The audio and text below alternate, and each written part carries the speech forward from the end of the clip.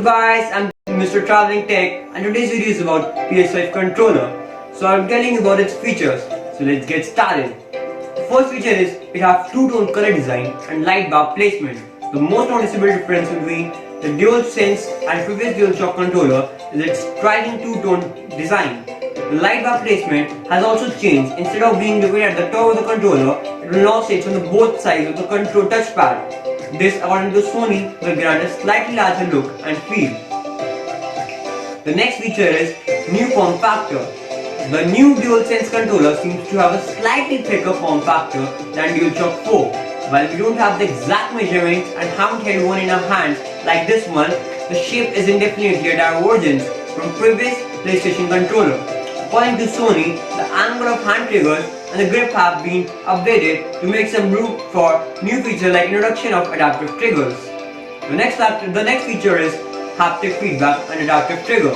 One of the earliest things we knew about new PS5 controller is that it would make use of haptic feedback and adaptive triggers. That's still true, as Sony had previously announced in their blog post. Sony detailed the variety of powerful sensations haptic feedback can bring to gameplay, like the slow giddiness of driving a car through mud. Haptic feedback is the same technology behind Nintendo's Switch HD Rumble, and we know Xbox Series X controller will make use of it as well.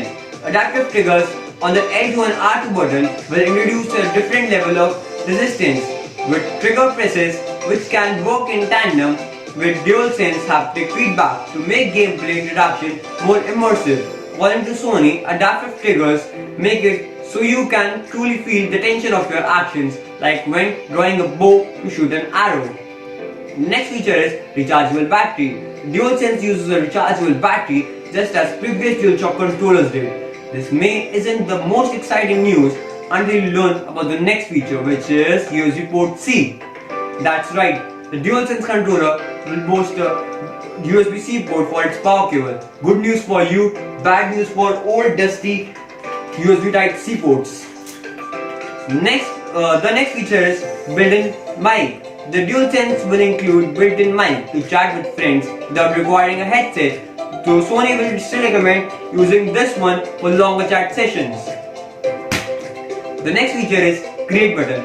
The share button has been replaced with new create button, though Sony declined to share more details on how the new button is differentiated from the share functionally. It simply says, we are once again pioneering the new ways for players to create epic gameplay content to share with the world or just to enjoy for themselves.